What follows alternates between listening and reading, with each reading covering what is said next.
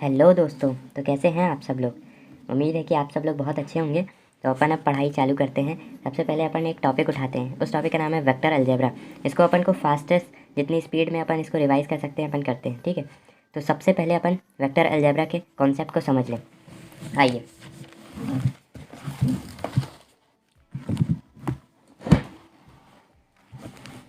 Hello दोस्तों। तो अब अपन कॉन्सेप्ट समझते हैं वेक्टर अलजेब्रा का, ठीक है। सबसे पहले तो अपन को ये पता रहना चाहिए इसमें 2 से 4 नंबर का क्वेश्चन आते हैं, ठीक है। कितने? 2 से 4 नंबर के, ठीक है। सबसे पहले जो इम्पोर्टेंट है वो है फिज़िकल क्वांटिटीज़।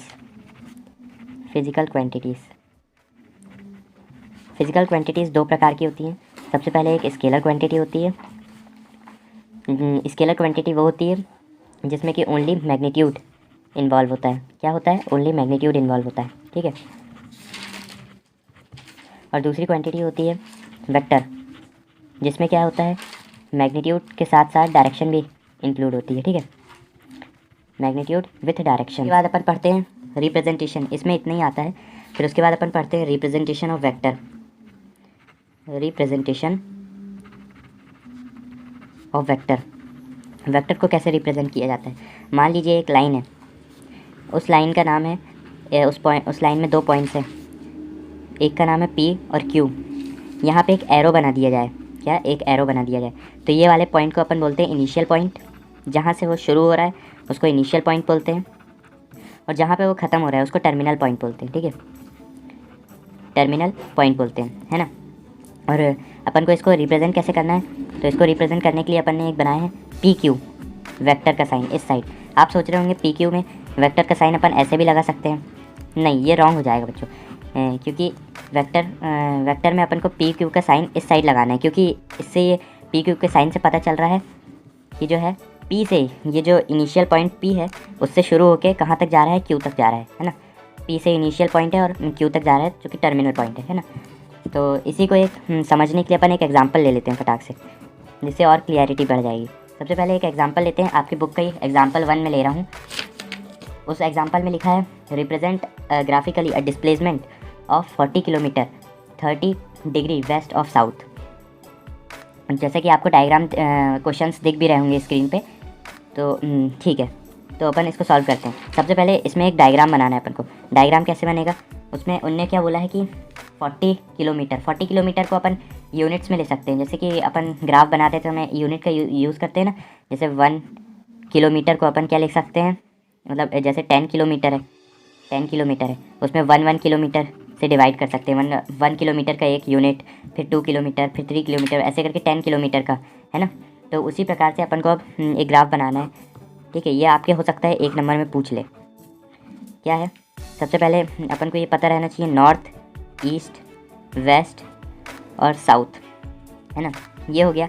अब उनने क्या बोला है? उन्होंने बोला है कि आपको 30 डिग्री वेस्ट ऑफ साउथ, यानी साउथ का वेस्ट की तरफ 30 डिग्री अपन को बताना है। साउथ का वेस्ट की तरफ 30 डिग्री, यानी कुछ ये यहाँ पे बन जाएगा, है ना दोस्तों।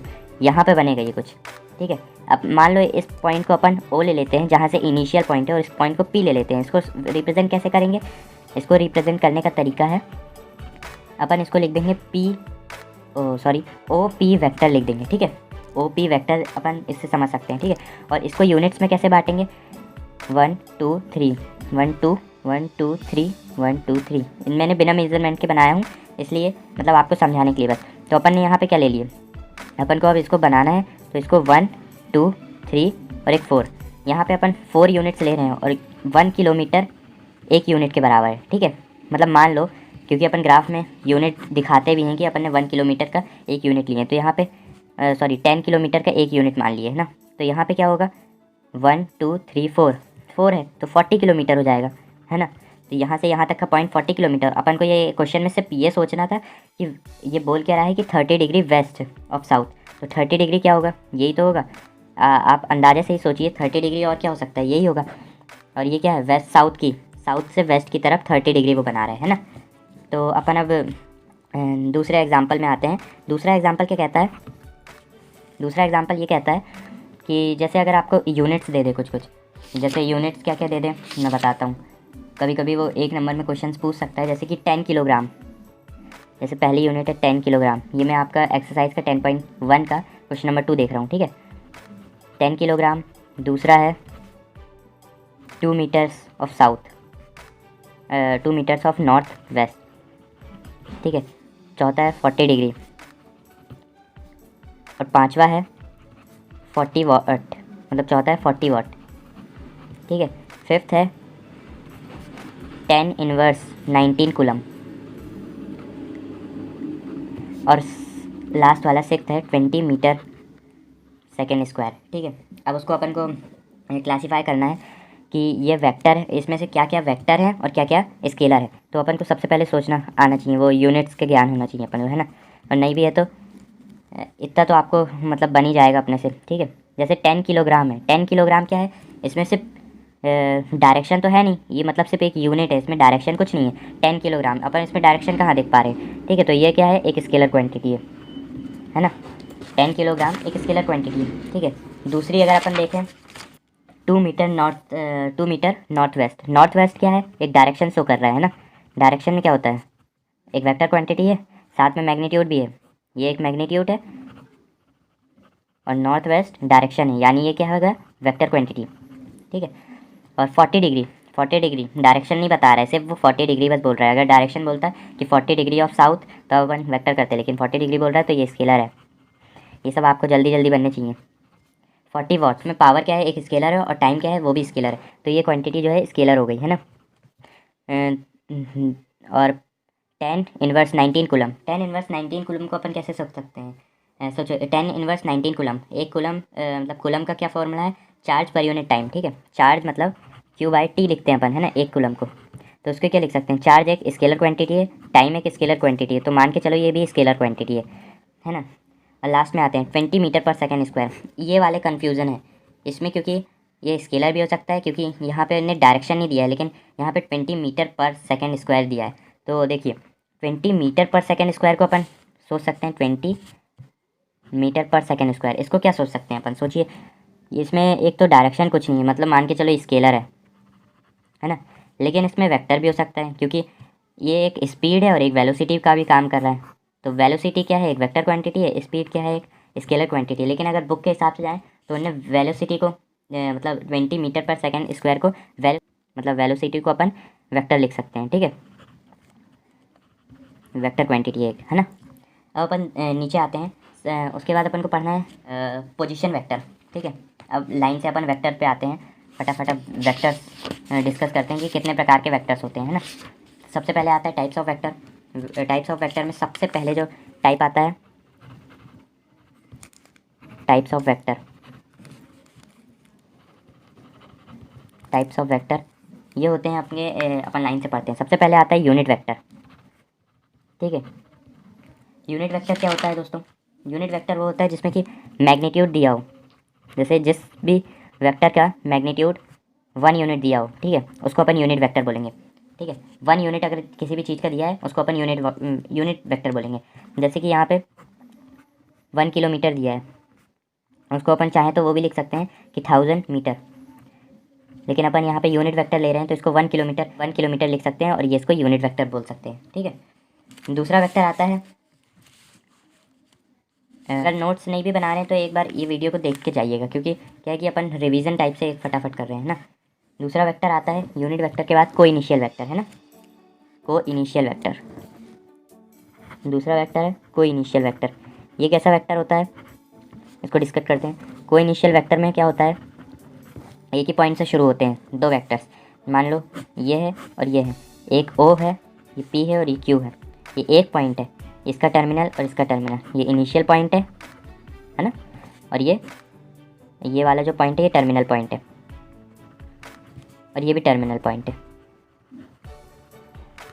तो अपन इसको कैसे निकाल सकते हैं, ये इनिशियल है और ये टर्मिनल और ये भी टर्मिनल, तो अपन इसको लिख सकते हैं OP वेक्टर, इसको लिख सकते हैं OQ वेक्टर। तो देखिए दोनों का जो इनिशियल पॉइंट है वो सेम है, इसलिए इसको बोलते हैं को इनिशियल वेक्टर, ठीक है, को इनिशियल्स वेक्टर, है ना।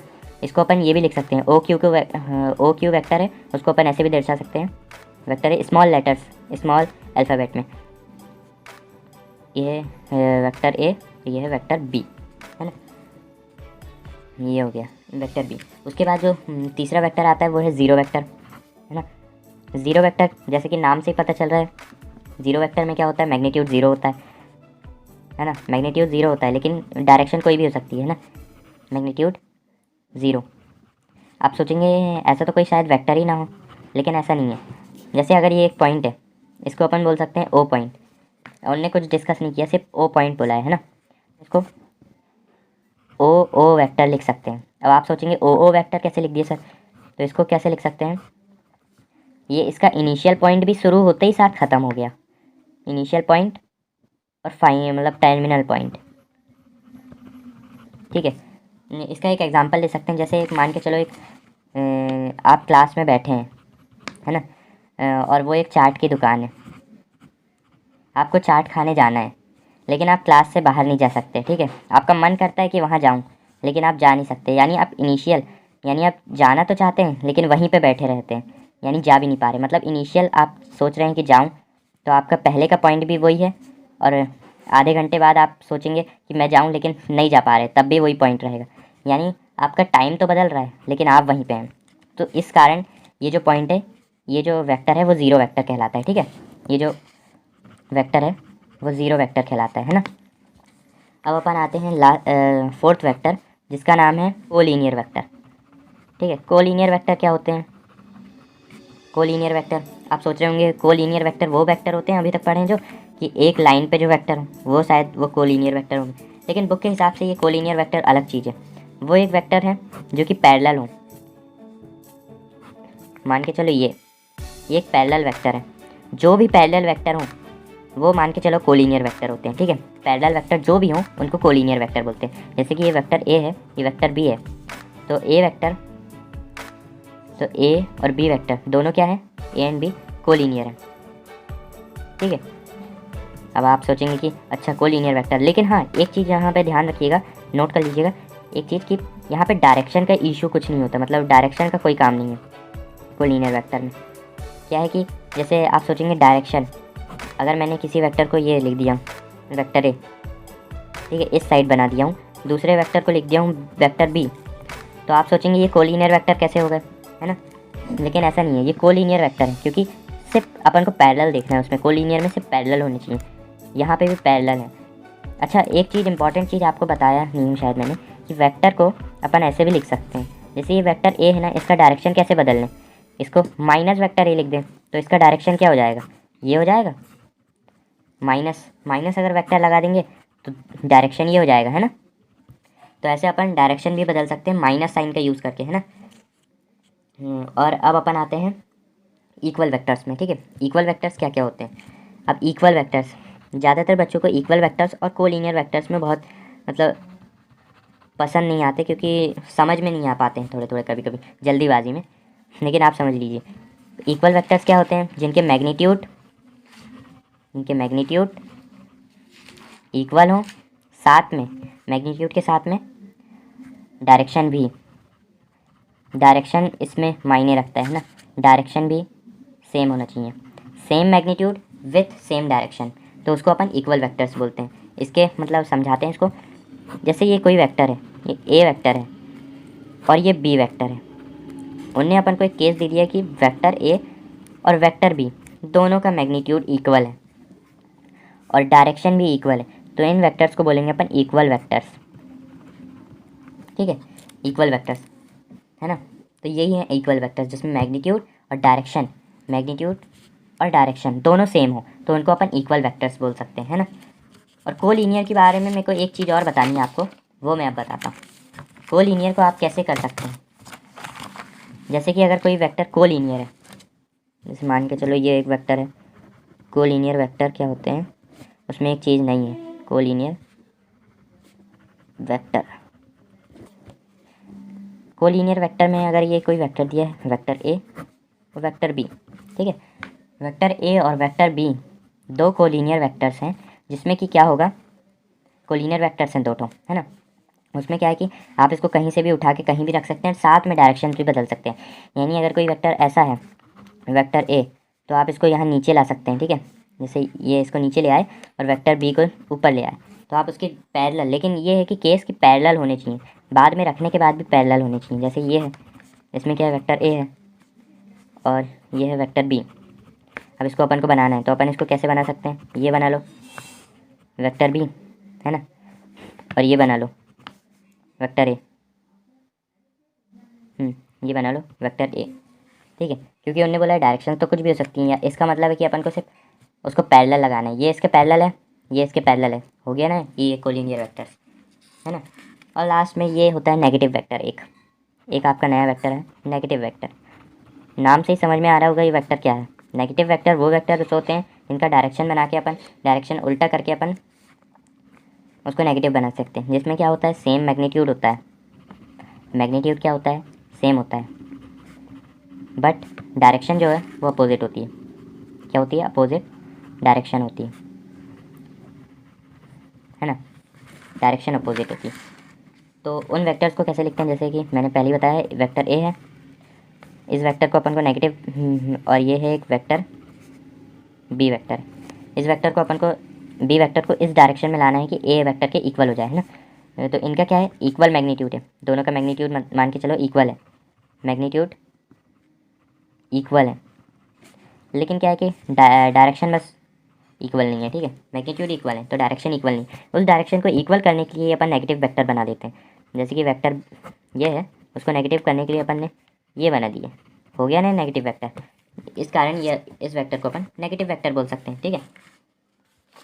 अब यहाँ पे अपन एक पढ़ते हैं फ्री वेक्टर, ठीक है। क्या होता है फ्री वेक्टर। फ्री वेक्टर क्या होता है, जिसमें क्या होता है, without changing magnitude and direction, without changing magnitude and direction. तो उनको क्या बोलते हैं, उनको बोलते हैं अपन फ्री वेक्टर्स, ठीक है। लेकिन डिस्प्लेज पैरेलली, एक प्रकार से कोलिनियर वेक्टर को ही अपन फ्री वेक्टर्स बोल सकते हैं, क्योंकि उसमें भी अपन पैरेलली डिस्प्लेस करते हैं और मैग्नीट्यूड सेम होना चाहिए, डायरेक्शन सेम होना चाहिए, ठीक है। और अगर डायरेक्शन नहीं भी सेम है तो अपन उसको नेगेटिव वेक्टर बना के उसकी डायरेक्शन सेम कर सकते हैं, क्योंकि नेगेटिव तो इक्वल रहती हैं, ठीक है। अब अपन एक्सरसाइज स्टार्ट करते हैं। एक्सरसाइज 10.1। सबसे पहले आपका क्वेश्चन आपकी स्क्रीन पे होगा, represent graphically a displacement of 40 kilometre 30 degree east of north. इससे अपन को क्वेश्चन में पता चल रहा है, अपन ने एग्जाम्पल कर चुके हैं तो ये बन जाना चाहिए। क्या है कि 30 degree east of north, east से नॉर्थ से ईस्ट की तरफ 30 डिग्री बनाना है, नॉर्थ से ईस्ट की तरफ 30 डिग्री, ये बन जाएगा 30 डिग्री। और इसमें वेक्टर्स मतलब वो लगा दो, ये हो गया 30 किलोमीटर। इसको आप अगर स्केल से अच्छे से बनाएं तो और अच्छा बन सकते हैं, ठीक है। दूसरा क्लासीफाई करना है ना, तो मैंने आपको बताया हूँ क्लासीफाई का, पहले उसको सोचा करो। हाँ, जैसे कि अगर 10 किलोग्राम है, उसको आप पहले सोचो 10 किलोग्राम क्या है, एक वेट है। मैं आपको पहले ही वाला करवा रहा हूँ, 10 किलोग्राम क्या है, एक वेट है, ठीक है। उस वेट को सोचो, वेट को अपन कैसे नाप सकते हैं, डायरेक्शन तो कुछ है नहीं, सीधे मतलब अपन का ऊपर से नीचे तक का अपन ये तो थोड़ी नापेंगे कि लेटने पे वेट अलग आ रहा है, खड़े होने में वेट अलग आ रहा है, तो दोनों का वेट तो लेकिन सेम ही रहता है। तो वेट से कुछ इशू मतलब डायरेक्शन से कुछ इशू नहीं है, यानी इसमें सिर्फ मैग्नीट्यूड बस रहना चाहिए। तो मैग्नीट्यूड क्या है, 10 किलोग्राम, 10 क्या है यहाँ पे मैग्नीट्यूड शो कर रहा है, यानी ये स्केलर है, ठीक है।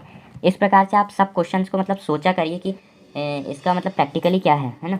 तो उससे क्या है, अपन को ये सब क्लासीफाई करने में बहुत आसानी होगी, ठीक है। अब तीसरा क्वेश्चन अपन लेते हैं, तीसरा क्वेश्चन क्या कहता है, तीसरा क्वेश्चन कहता है कि क्लासीफाई द फॉलोइंग, ठीक है। इसमें भी स्केलर और वेक्टर क्वांटिटीज़ को क्लासीफाई करना है ना। सबसे पहले अपन आते हैं स्केलर और वेक्टर क्वांटिटीज़, है ना। स्केलर और वेक्टर्स क्वांटिटी को क्लासीफाई करना है अपन को। तो इसमें सबसे पहला दिया है टाइम पीरियड को अपन क्या लिख सकते हैं, अपन टाइम को जो है टाइम को टी लिखते हैं, और टाइम पीरियड को क्या लिखते थे, टाइम पीरियड उसको क्या लिखते हैं अपन, कैपिटल टी, है ना। तो टाइम पीरियड हो गया और टाइम हो गया, तो टाइम पीरियड को अपन क्या लिख सकते हैं, कैपिटल टी। अब इन्होंने पूछा कि एक स्केलर है या वेक्टर है, पहली चीज़ सोच लो टाइम क्या हो सकता है, टाइम एक वेक्टर तो हो नहीं सकता क्योंकि उसकी कोई डायरेक्शंस नहीं होती है ना। टाइम सीधे चल रहा है तो सीधे ही चल रहा है, उसके कोई डायरेक्शन नहीं है कि राइट में जाएगा वो टाइम कम हो जाएगा, लेफ्ट में जाएगा ज़्यादा हो जाएगा। यानी एक स्केलर क्वांटिटी है जिसमें डायरेक्शन ना हो, सिर्फ मैग्नीट्यूड हो। ठीक है, दूसरी जो क्वांटिटीज़ हैं, दूसरी जो इन्हें बताया डिस्टेंस।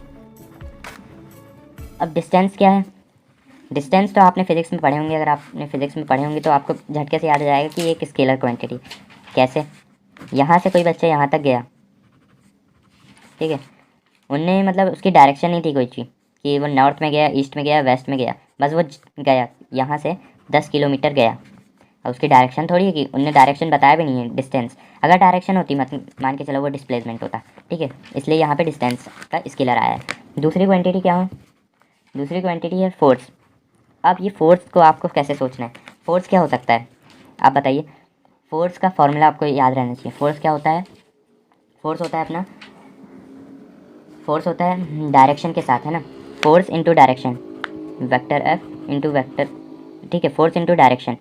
तो फोर्स एक वेक्टर क्वांटिटी है ना, इसको अपन फोर्स को एक वेक्टर क्वांटिटी मान के चल सकते हैं। ठीक है, वेलोसिटी, वेलोसिटी क्या है? वेलोसिटी तो आपको पता ही होगा, इस वेलोसिटी, स्पीड और वेलोसिटी आपने फिजिक्स में पढ़ी ली है, वेक्टर क्वांटिटी है ना। और लास्ट आता है वर्क डन। वर्क डन क्या होता है? फोर्स पर यूनिट टाइम, यही होता है ना। वर्क डन होता है force per unit time. Force क्या है? एक वेक्टर क्वांटिटी है, और टाइम क्या है? एक स्केलर क्वांटिटी। लेकिन अपन को पता है कि फोर्स अगर वेक्टर क्वांटिटी तो ऊपर वाले को ज़्यादा अपन मानते हैं। ठीक है, 11 में पढ़े होंगे कि अगर फोर्स और टाइम, अगर फोर्स एक वेक्टर क्वांटिटी है और टाइम एक स्केलर क्वांटिटी है, तो स्केलर का ना यूज़ करते हुए अपन फोर्स को एक वेक्टर क्वांटिटी मानते हुए अपन इसको वेक्टर क्वांटिटी लिख देते हैं। ठीक है, अब अपन आते हैं क्वेश्चन नंबर 4 में। क्वेश्चन नंबर 4 क्या कहता है? इन फिगर 10.6, एक फिगर है जो कि आपको स्क्रीन पे दिख रहा होगा। 10.6 में एक स्क्वायर है जिसकी आइडेंटिफाई द फॉलोइंग वेक्टर्स, उसमें आपको वेक्टर्स आइडेंटिफाई करने हैं। ठीक है, तो कि आपके क्लैरिफाई करने के लिए मैं उस डायग्राम को बना देता हूँ। मान के चलिए ये है ना, इसमें क्या है? डायरेक्शंस, ये नीचे की तरफ जा रहा है, ये भी नीचे की तरफ जा रहा है, ये राइट साइड जा रहा है और ये लेफ़्ट साइड जा रहा है। ठीक है, अब यहाँ पे अपन को बताना है ना। सबसे पहले आता है ये वेक्टर डी है, वेक्टर ए है, वेक्टर बी है, ये वेक्टर सी है ना। सबसे पहले अपन को यहाँ पे क्या निकालना है कि कोइनिशियल क्या है। यहाँ पे कोइनिशियल क्या है? ठीक है, सबसे पहले कोइनिशियल क्या है? कोइनिशियल की डेफिनेशन अगर आपको याद होगी तो अच्छे से बन जाएगा। कोइनिशियल वो होते हैं जिनका पॉइंट सेम होता है। ठीक है, यहाँ पे दोनों पॉइंट किसका सेम है? ये पॉइंट सेम है, इसका सेम नहीं है, इसका सेम नहीं है, इसका सेम है। ठीक है, तो वेक्टर ए और वेक्टर डी जिनके इनिशियल पॉइंट सेम है उनको अपन क्या बोल सकते हैं? कोइनिशियल वेक्टर्स। तो मान के चलो vector A and vector D. और ये ध्यान रखना कि आपके बुक में पीछे गलत आंसर दिया है थोड़ा, कोइनिशियल का vector A and vector B लिखा है, लेकिन उसकी जगह vector A and vector D है। ठीक है, दूसरा क्या बोल रहा है वो कि इक्वल वेक्टर्स क्या होते हैं, मतलब इक्वल वेक्टर्स यहाँ पे क्या है। तो सबसे पहले अपन इक्वल वेक्टर्स क्या होता है? जिसके सेम मैग्नीट्यूड और सेम डायरेक्शन होती है। यहाँ पे किसका है? सेम मैग्नीट्यूड और सेम डायरेक्शन। दिखने में तो लग रहा है कि वेक्टर डी वेक्टर बी, उनकी देखिए डायरेक्शन भी सेम है, नीचे की तरफ जा रहे हैं दोनों, और मैग्नीट्यूड भी इक्वल है क्योंकि एक स्क्वायर है। तीसरी चीज़ वो पूछ रहा है कोई लीनियर वेक्टर है बट नॉट इक्वल है। ठीक है, को लीनियर है बट नॉट इक्वल है। तो इसमें अपन क्या देख सकते हैं? को लीनियर क्या होते हैं? पैरेलल होते हैं, है ना, बट नॉट इक्वल, इक्वल नहीं होते हैं। ठीक है, उसमें अपन ने एक्सेप्शन पढ़े थे कि उसमें डायरेक्शन का कोई इश्यू नहीं होता है ना। तो को लीनियर बट नॉट इक्वल। ठीक है, तो को लीनियर और नॉट इक्वल में क्या क्या हो सकता है? देखिए वेक्टर वेक्टर ए मान के चलो, और वेक्टर सी क्या है? ये को लीनियर वेक्टर्स हैं बट नॉट इक्वल। इक्वल क्यों नहीं है? क्योंकि यहाँ के डायरेक्शंस अलग अलग हैं। तो क्या है? Vector A and vector C. ठीक है, और लेकिन वेक्टर डी और वेक्टर बी को लीनियर क्यों नहीं है? क्योंकि यहाँ पे इसमें डायरेक्शन सेम है, और डायरेक्शन सेम है और मैग्नीट्यूड सेम है क्योंकि स्क्वायर है, तो ये इक्वल वेक्टर्स है। लेकिन उन्होंने बोला है नॉट इक्वल। इसको ज़रा पेपर में भी ध्यान रखिएगा क्योंकि नॉट इक्वल पूछ रहा है। ठीक है, तो ये vector A and vector C. ठीक है, अब अपन 5th क्वेश्चन में आते हैं फटाक से। क्वेश्चन नंबर 5 क्या कहता है? आपको स्क्रीन में दिख रहा होगा। क्वेश्चन नंबर 5 एक ट्रू फॉल्स है ना। ट्रू फॉल्स में क्या करना है अपन को? सबसे पहले एक दिया है वेक्टर ए है and vector B, vector A और minus vector B, negative sign है। ठीक है, और कोलीनियर, दोनों कोलीनियर हो सकते हैं, बिल्कुल हो सकते हैं। कैसे हो सकते हैं? क्योंकि ये एक वेक्टर है जिनका मैग्नीट्यूड सेम है, लेकिन डायरेक्शंस बस अलग अलग हैं उसको, लेकिन अपन ने डायरेक्शन भी सेम कर दिए, बना दिए हैं उसको ऐसे बना दिए माइनस वेक्टर है। ये दो वेक्टर्स क्वेश्चन में दिए थे, अपन ने तीसरा वेक्टर जोड़ के बता दिए कि ये कोलिनियर वेक्टर है। कोलिनियर की क्या डेफिनेशन थी, पैरेलल होने चाहिए और दोनों पैरेलल हैं, इसका मतलब ये कोलिनियर है, इसका मतलब ये ट्रू है। ये वाला ट्रू हो गया।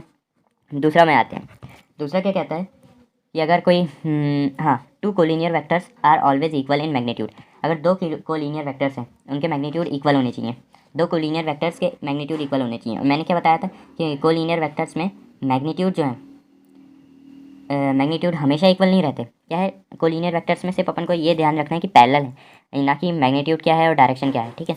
तो ये वाला जो है आपको थ्योरी अगर पता है तो ये कर लेंगे, क्योंकि ये फॉल्स है। अगर डेफिनेशन याद है तो आराम से बन जाएगा। इसको एक बार और समझा देता हूँ। Two collinear vectors are always equal in magnitude. Collinear vectors हमेशा मैग्नीट्यूड में इक्वल नहीं रहते क्योंकि वो पैरेलल रहते हैं, ठीक है, ध्यान रखना।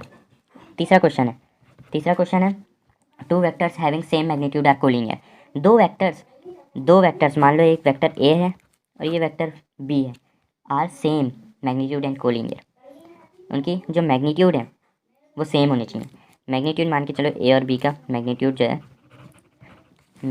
है ए और बी का मैग्नीट्यूड सेम है, ठीक है। अब उनने क्या बोला है कि दोनों कोलिनियर होंगे, वेक्टर ए और वेक्टर बी मैग्नीट्यूड सेम है तो कोलिनियर। ऐसा कैसे हो सकता है?